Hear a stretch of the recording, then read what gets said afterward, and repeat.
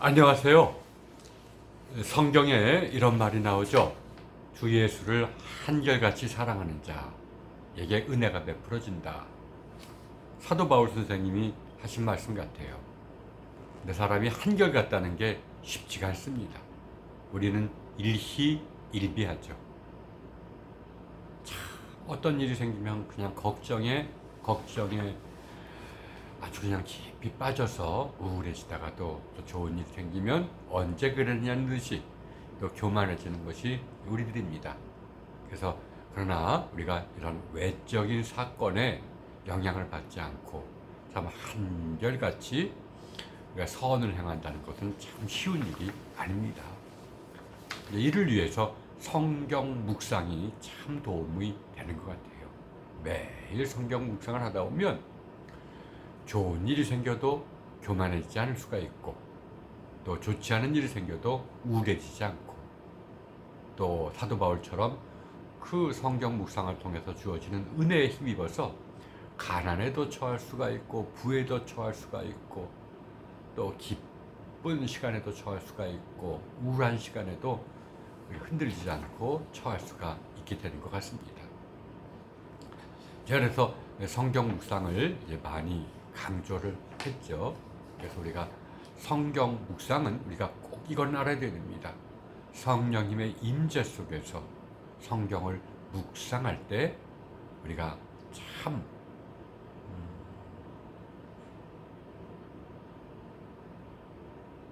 삼위일체 하나님,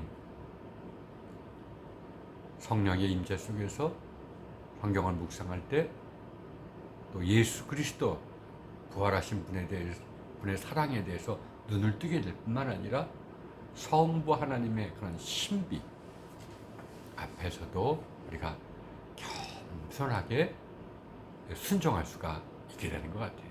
이게 곧 구원이죠. 그래서 항상 성경 묵상할 때는 성령님 오시옵소서라고 기도하고 시작하는 것이다. 입술만 하지 말고 정말 성령님 오시옵소서 마음으로 기도하고, 또 더 나아가서는 이렇게 마음을 바라보면서 성령님, 보혜사 성령님, 우리에게 우리의 빛을 비춰주셔서 우리를 보게 만드시고 또 우리를 선한 길로 인도하시는 성령님을 느끼면서 성경 묵상하는 것이 좋습니다.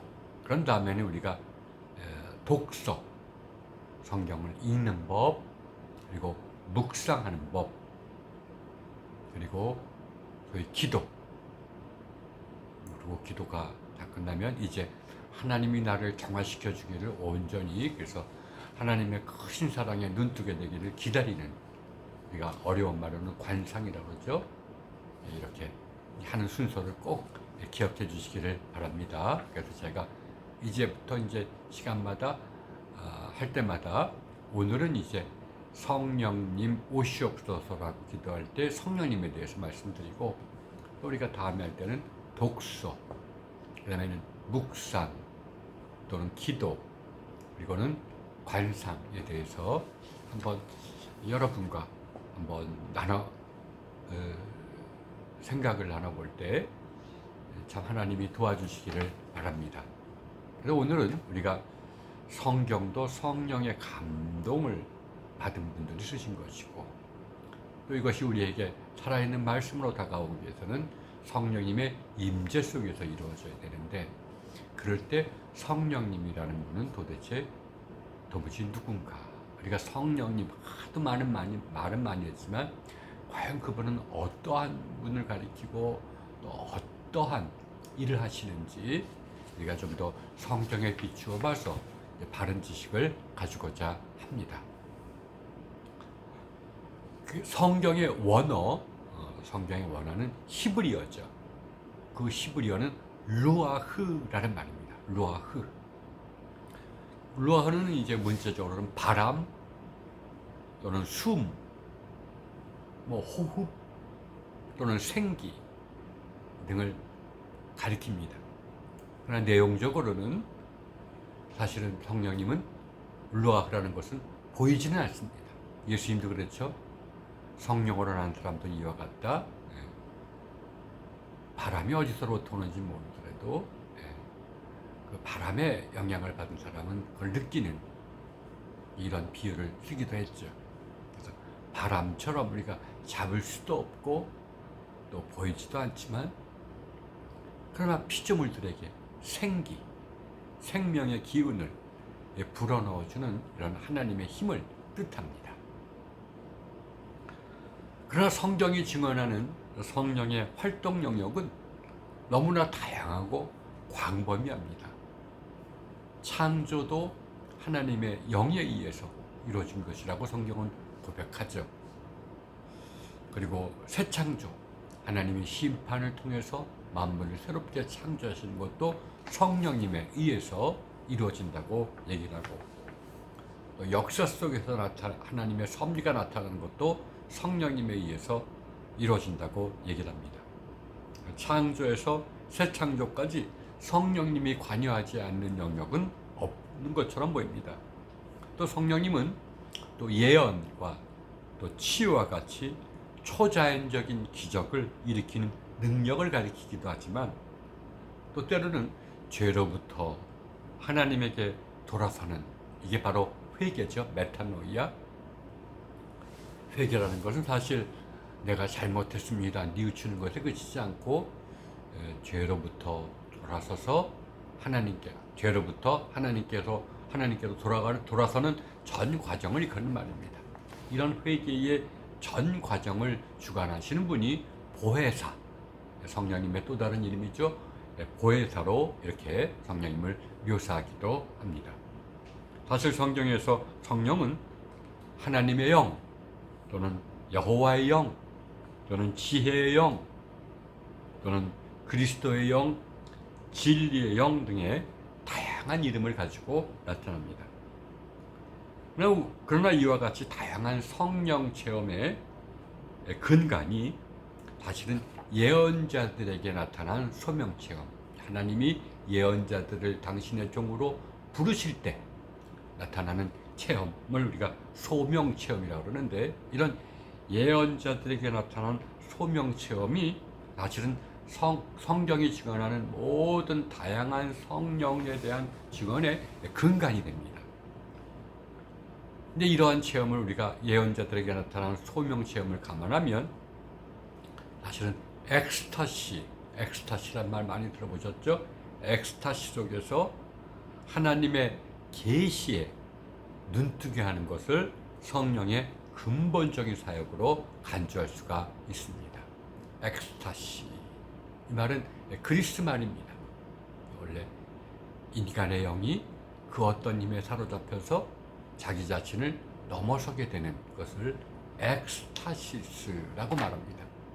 근데 이 말은 요즘 세속적으로 보면 또 마약의 인간을 환각 상태에 빠뜨리는 어떤 마약을 가리키는 이름이도 되고 하지만, 원래 엑스타시라는 것은 인간이 그 어떤 힘에 사로잡혀서 자기 자신을 넘어서게 되는 상태를 뜻합니다. 이러한 상태 속에서 하나님의 계시에 눈뜨게 하는 것을 바로 성령님의 근본적인 사역이라고 간주할 수가 있을 것입니다. 그래서 이제부터는 이런 성령, 구약 성경과 신약 성경에 의해서 성령님이 어떤 분인지 한번 살펴보도록 할게요. 구약 성경은 여러분 사무엘 아시죠? 사무엘 등의 그런 초기 예언자들, 아직 글을 남기지 않았던, 성경을 남겼던 그런 후기 예언자들과는 달리 아무것도 글을 남기지 않았던 초기 예언자들에게 나타났던 신비한 현상을 사실은 성령님의 활동으로 제시합니다. 그래서 사무엘상 19장 20절부터 24절을 보면 참 신비한 현상이 나옵니다. 그냥 뭔가 무아지경의 상태 속에서 예언을 하고, 또 그것을 보는 사람들도 또 함께 예언을 하고, 이런 어떤 신비한 현상을 성경은 사실 성령의 활동으로 제시합니다. 여기서는 바로 인간의 영이 그 어떤 초자연적인 힘에 사로잡혀서 자신을 넘어서게 되는 이른바 엑스타시 상태 속에서 예언하게 되는 현상 말입니다. 우리나라에서는 이런 것을 뭐 입신이라고 하죠. 입신이라고도 하고. 그러나 이제 이러한 엑스타시라는 것은 사실은 모든 종교에서 나타나는 현상이기도 합니다. 그래서 종교학에서는 이러한 엑스타시를 어떻게 규정하냐면 의식이 일시 정지되어 영원히가 아니라 일시적으로 정지되어서 자신을 사로잡은 존재에게 몸만 빌려주는 이런 것을 무아도치, 내가 없어지는 가운데 그 어떤 힘에 내가 취했다는 거죠. 또는 망아도치라고도 부릅니다. 우리가 우리 주변에서도 보면 신앙생활 하다가 이런 입시 상태 속에서 뭐라고 예언하는 사람들도 있고, 이렇게 또 엑스타시 속에서 한동안 쭉 있다가 깨어나는 사람도 우리가 주변에서 보기도 하죠. 하여튼 이러한 것이 사실은 구약 성경에서 처음으로 이제 성령님의 활동으로 불렀던 것입니다. 그러나 구약 성경 전체를 살펴보면 모든 엑스타시가 반드시 인간의 의식이나 인간의 지성을 정지시키는 것이 아니라는 사실을 알게 됩니다. 엑스타시 속에 있어도 의식이 소멸되는 것이 아니라 오히려 의식이 새로운 빛에 의해서 조명을 받게 되는 상태도 있다는 것입니다. 사실 예언자들에게 참된 엑스타시, 이미 예언자들은 참된 엑스타시와 성령에 의해서 이루어지는 참된 엑스타시와 그렇지 않은 엑스타시를 분별을 했습니다.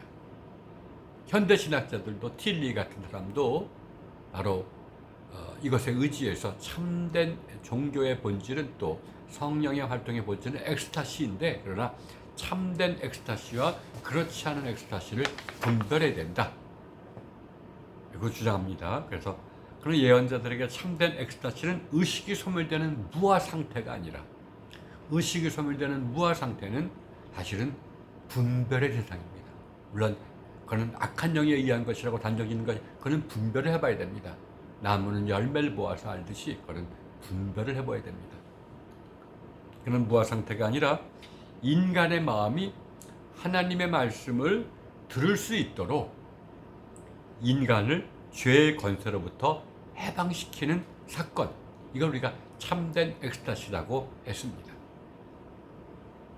우리가 살아계신 하나님을 보지 못하는 것은 죄 때문에, 죄에 매여 있기 때문에, 마음이 어두워졌기 때문에 하나님을 보지 못하는데, 이런 죄의 권세로부터 우리를 해방시켜 줌으로써 하나님의 말씀을, 살아계신 하나님의 말씀을 들을 수 있게 해주는 사건, 이것이 바로 참된 엑스타시다라고 말합니다. 그래서 이러한 맥락에서 엘리야 이후의 예언자들은 자신을 어떻게 소개하냐면 나는 말씀을 받은 자다라고 소개합니다. 그러나 그들이 성령 대신에 말씀을 받았다는 말은 절대로 아닙니다. 그들은 초기의 예언자들처럼 자신을 엑스타시 속에 엑스타시에 사로잡힌 사람들로 소개하면서도 인간을 죄로부터 해방시키는 참된 엑스타시의 열매가 바로 말씀에 있다. 즉 하나님의 자기 계시, 하나님이 자신을 드러내시는 사건에 눈뜨게 만들도록 하는 것, 이런 하나님의 자기 계시를 인식하도록 하는 것에 참된 엑스타시의 열매가 있다는 것입니다. 내가 참된 엑스타시 속에 있으면 그는 죄의 권세로부터 해방되었다는 것을 뜻하면서 동시에 하나님의 말씀에, 하나님의 계시에 눈이 떠지게 만든다고 말합니다. 그러니까 인간은 죄의 권세에서 자유로워질 때 비로소 죄에 매여 있을 때에는 보지 못했던 하나님의 자기 계시를 인식하게 된다는 것입니다. 예수님도 이러한 사실을 강조했죠. 그래서 마태복음 5장 8절에 이렇게 말씀하십니다. 마음이 청결한 자는 복이 있나니 그들이 하나님을 볼 것이니요. 마음이 더럽혀진 사람은 하나님을 보지 못합니다. 마음이 깨끗해지면 하나님을 보는데, 이런 마음을 깨끗이 하는 것이 바로 성령님의 역사요. 그래서 하나님의 그런 살아계심에 눈을 뜨게 해주는 것이 성령님의 역사라고 말합니다. 그래서 이런 교부들, 2세기부터 5세기까지 깊은 영성을 가졌던 교부들, 교회의 아버지란 뜻이죠. 교부들은 이러한 사상을 세분화시켜서 인간을 죄의 건설로부터 해방시키는 성령님의 사역을 성화, 거룩하게 만든다는 뜻이죠. 성화의 영으로 부르고, 또 하나님의 계시에 눈뜨게 하는 성령의 사역을 친교, 교제의 영이라고 부릅니다. 성령님은 참 우리를 죄에서 우리를 해방시키면서 우리를 거룩하게 만드실 뿐만 아니라 그를 통해서 살아계신 하나님에게 눈을 뜨게 하고 그분과 교제하게 한다, 이런 뜻입니다. 이게 바로 성령님의 아주 근본적인 사역이라고 얘기할 수가 있죠. 여러분, 신약 성경도 이런 구약 성경의 성령 이해를 받아들입니다. 그러나 신약 성경에서는 하나님의 계시 가운데 가장 궁극적인 것, 즉 최종적인 하나님의 자기 계시를 바로 예수님으로 고백하죠. 그래서 이런 예수님을 하나님의 궁극적인 자기 계시로 고백하는 신약 성경은 바로 예수님을 새로운 눈으로 바라보게 만드는 것을 성령님의 근본적인 사역으로 제시합니다. 성령님은 어떤 사역을 하시냐? 부활하셔서 오늘도 우리와 함께 하시는 우리 주 예수 그리스도의 사랑에 눈을 뜨게 만드는 것. 이 바로 성령님의 사역이라고 얘기합니다. 바울도 고린도전서 12장 3절에서 이렇게 얘기를 하죠. 성령으로 아니하고는 누구든지 예수님을 주시라 할 수 없느니라. 성령님에 의해서 우리의 마음과 또 우리가 분별하는 지성이 정화되지 않으면 예수님의 신비에 눈을 뜰 수가 없다는 것입니다. 그래서 초대교회의 교부들과 그리고 루터 등의 종교개혁자들은 이러한 맥락에서 예수님의 신비, 즉 부활하셔서 오늘도 당신의 신령한 몸을 우리의 새로운 본성으로 받아들이도록 부르시는, 이 말이 참 중요한 말입니다. 당신의 신령한 몸이 우리에게는 우리의 새로운 본성이 되어야 됩니다. 그래서 당신의 신령한 몸을 우리의 새로운 본성으로 받아들이도록 우리를 부르시는 예수님의 그런 신비, 우리가 눈이 떠질 때 또는 그분의 부르심에 눈이 떠질 때 선사되는 것이 바로 뭐냐? 믿음과 사랑이죠. 그러니까 우리가 예수님의 신비에 눈이 떠질 때 선사되는 참된 믿음, 마음이 하나님을 신뢰하는 믿음, 그리고 그걸 통해서 우리 안에 들어오는 사랑, 이것을 성령 임재의 증거로 제시합니다.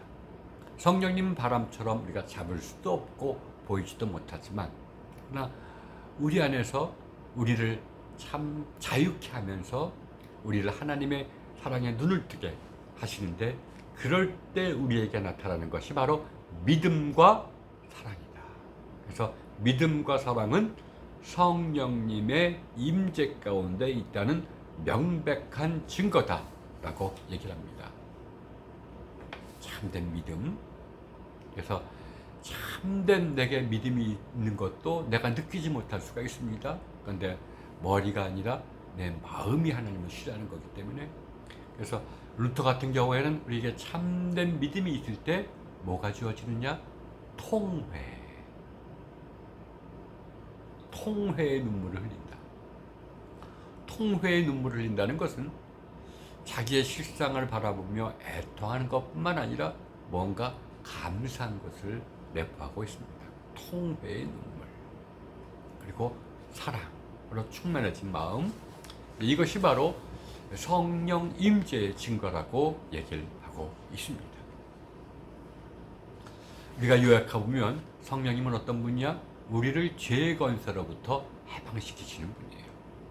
그래서 하나님의 사랑에 눈을 뜨게 만드는 거예요. 또 우리 주 예수 그리스도의 사랑에 눈을 뜨게 만드는 거예요. 그럴 때 우리에게 주어지는 것이 믿음과 사랑입니다. 사랑입니다. 우리가 제가 참 늘 이렇게 하는 것은 믿음에 대한 온전한 이해가 아직 우리 교회에는 조금 좀 미약하다. 무조건 어떤 성경이 전하는 메시지라든지 그 어떤 메시지에 지적으로 동의하는 것만을 믿음이라고 여기는데, 그건 믿음의 전 단계나 아니면 초보 단계입니다. 믿음은 내 마음이 하나님을 신뢰하는 것이요, 이거는 하나님의 은총이 아니고는 일어날 수가 없는 일입니다. 그리고 이러한 믿음이 주어질 때 우리에게 사랑이 충만해지는 것이죠.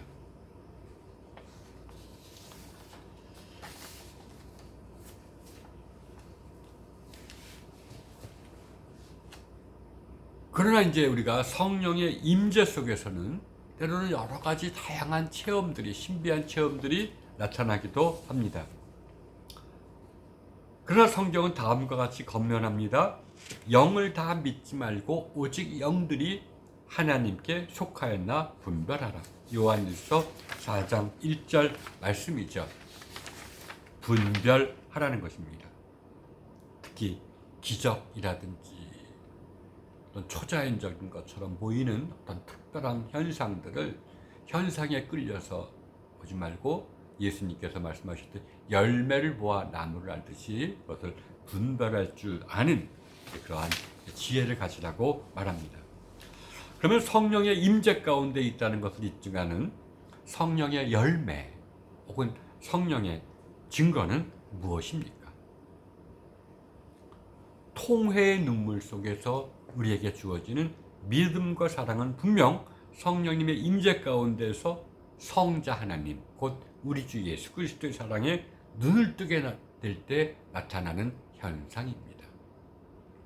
이걸 신학에서는 어려운 말로 칭의라고 부르기도 하죠.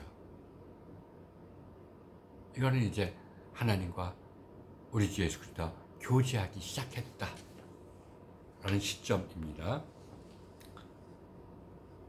그러나 우리가 만나는 하나님은 삼위일체 하나님입니다.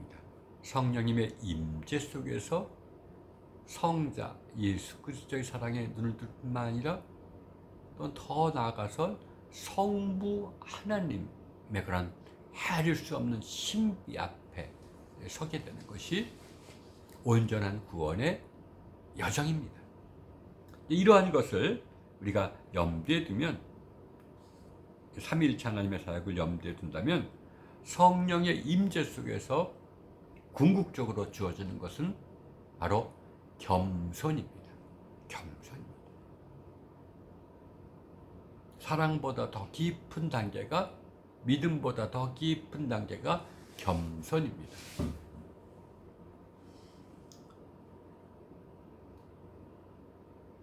성령님의 임재 속에서 내 마음이 온전히 정화되어서 예수님께서 아바, 아버지로 부르시는 분 앞에, 그 성부 하나님 앞에 서게 될 때 나타나는 현상이 바로 겸손이기 때문입니다. 겸손보다 더 높은 영성은 없는 거예요. 공관복음서는, 마태, 마가 복음서는 예수님께서 요한에게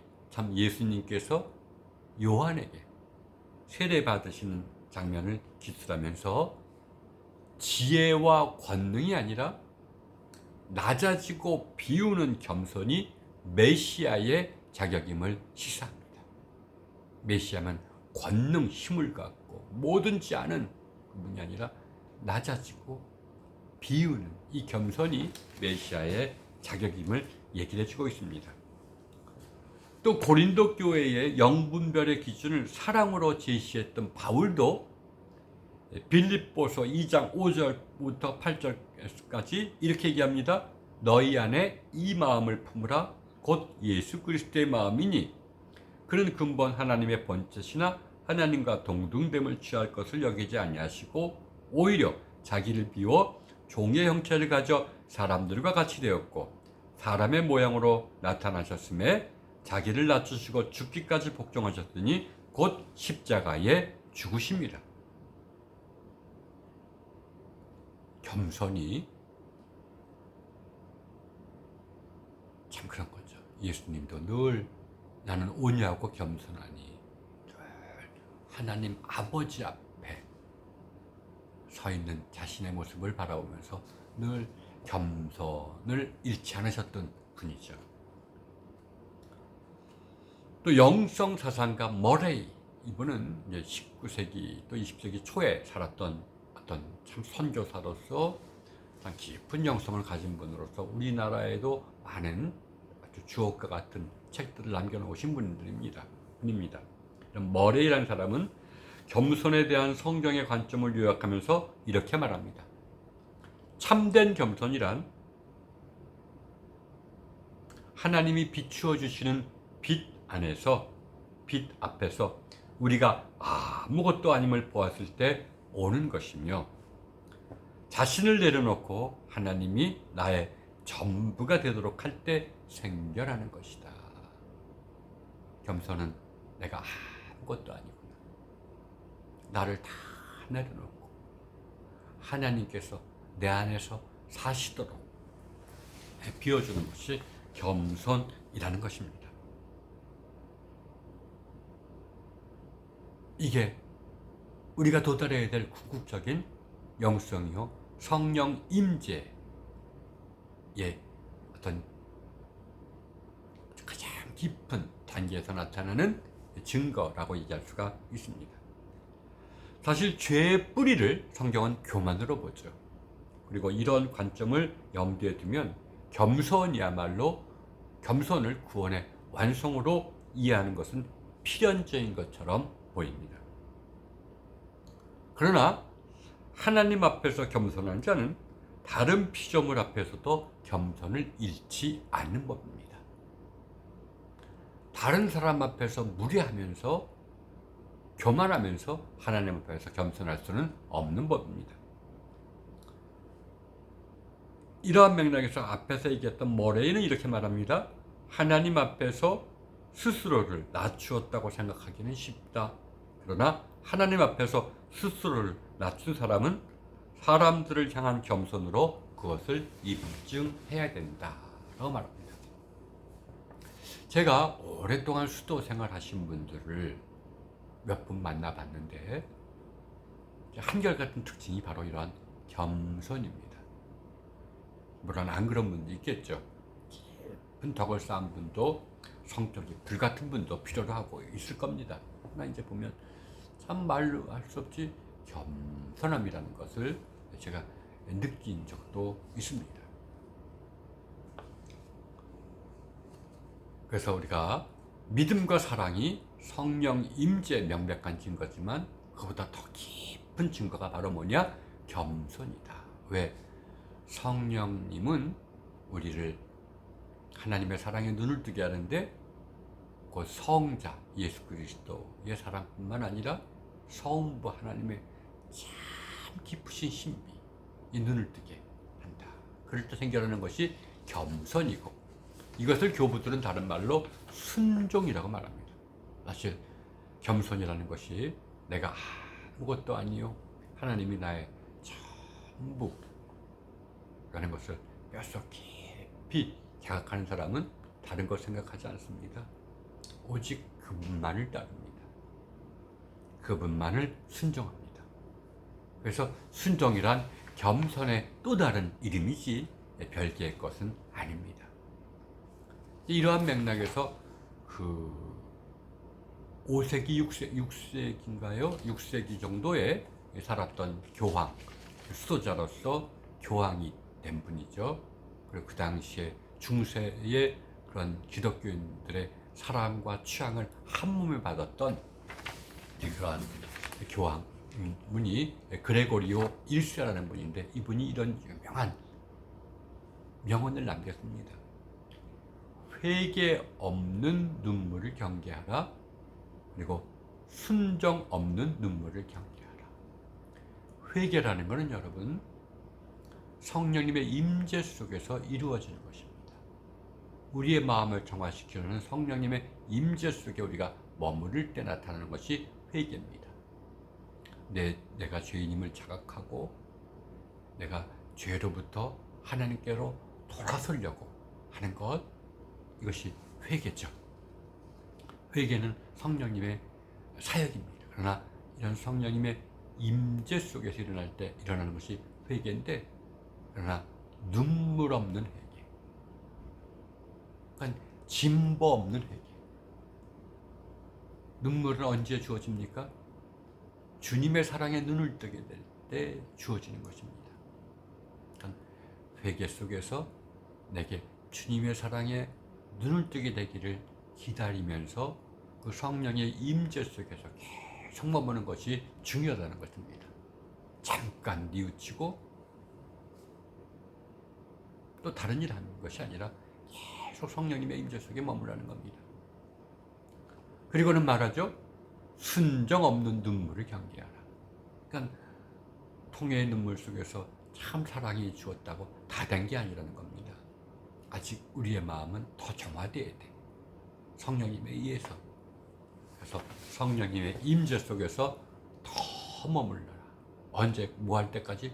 순종이 주어질 때까지. 곧 성부 하나님의 그 심연, 신비에 눈을 떠서 내가 경외하면서 두려워하면서 겸손해지면서 순종하는 마음이 들 때까지 성령님의 임재 속에 머물라는 것입니다. 여러분, 삼위의 사역, 성부, 성자, 성령의 사역은 사실은 서로 협력하는 가운데 우리를 구원으로 인도합니다. 그래서 예배 때 성령이라든지 모든 우리 예배라든지 신학이라든지 이런 것은 성부, 성자, 성령의 사역이 서로 협력하면서 우리를 구원으로 인도합니다.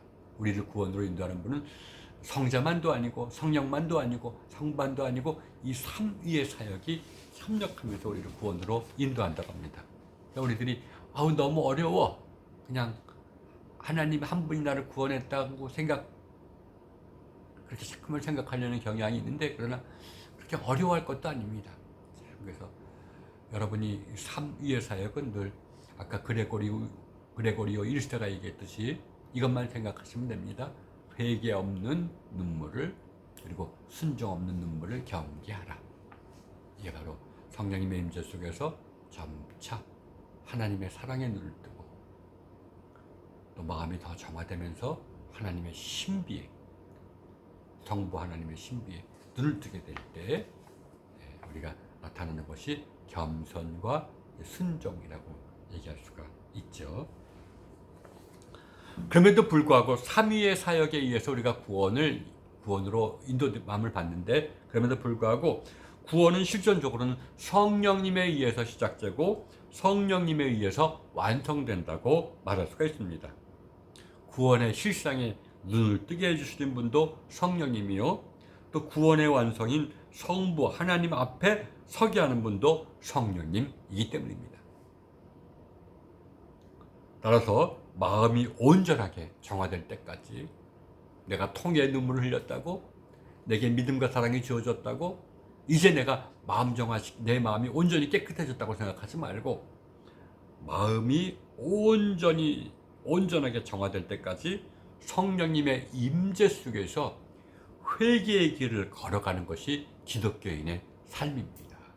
끝까지 늘 죄로부터 하나님께로 돌아서려는 회개의 삶이 곧 성령님의 임재 가운데서 이루어지는 것이기 때문에 이 길이, 이 성령님의 임재 속에서 우리는 끊임없이 머물러야 하는 것입니다. 그것이 곧 기독교인의 삶입니다. 그러나 이제 기독교 전통은 이런 성령님의 인도함을 받는 회개도 내 마음대로 하지 말고, 자의적으로 하지 말고, 기독교 전통이 제정한 이른바 은혜의 수단을 통해서 실천할 것을 요구합니다. 이 은혜의 수단이 뭡니까? 곧 한편으로는 예배요.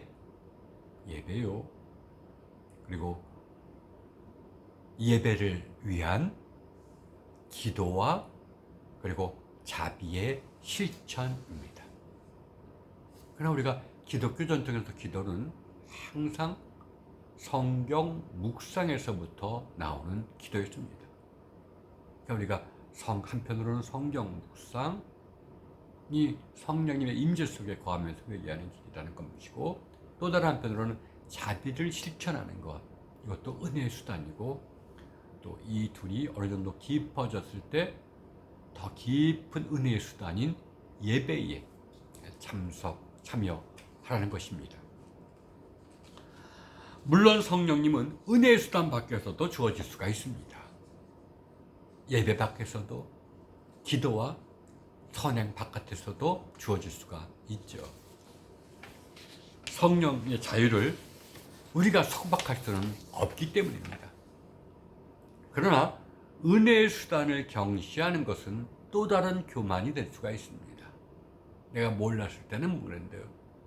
나 예배 바깥에서 이제 다른 것을 내가 찾을래? 자꾸만 이렇게 은혜의 수단 밖으로 벗어나려고 하고 그걸 따르려고 하는 것들이 결국은 우리나라에서 이단과 사이비를 양산하는 것입니다. 그래서 나는 교회 다 타락했잖아, 또 진보하잖아, 예배를 멀리하거나 전통적인 기도와 자비의 실천 대신에 또 색다른 방식을 자꾸만 도입하려는 것이 사실은 어찌 보면 교부들의 입장에서 보면 영적인 교만에 빠지는 겁니다. 따라서 교부들은 은혜의 수단, 예배라든지 기도라든지 자비를 실천하되 항상 공경하는 마음을 가지라고 합니다. 공경, 이게 굉장히 중요한 말입니다. 우리가 계명에서도 부모를 공경하라고 하죠. 부모를 나보다 낫게 여기라는 겁니다. 이런 공경하는 마음, 또 예배도 마찬가지로 공경하는 마음으로, 또 성경 묵상도 공경하는 마음으로, 자비의 실천도 공경하는 마음으로, 내가 도와주는 사람을 존중하는 마음으로, 또 예배 드릴 때에도 예배를 인도하는 사람들 또는 성경, 또 함께 예배 드리는 사람을 공경하면서 예배 드리라는 것이고, 또 기도할 때에도 성경 묵상을 통해서 한다면 성경을 기록한 분들을 공경하면서 우리가 이것을 하라는 것입니다. 이럴 때 우리는 이러한 과정을 통해서 성령님의 임재 속에 거하게 되고, 또 성령님의 임재 속에서 성령님의 인도하심을 받는 회개의 길을 걸어가는 것입니다. 그럴 때 때가 되면 주님께서 우리에게 믿음과 사랑을 주실 것입니다. 또 때가 되면 진정한 겸손을 주실 것입니다. 이러한 성령님의 그런 어떤 것을 알고 성령님 오시옵소서, 그리고 성령님의 임재 속에서 우리가 성경 묵상을 한다면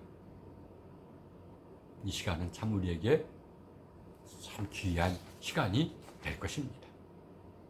아무쪼록 이러한 은총이 여러분에게 주어지기를 바랍니다. 그래서 여러분이 또 시간이 난다면 오늘 성경 말씀이죠. 빌립보서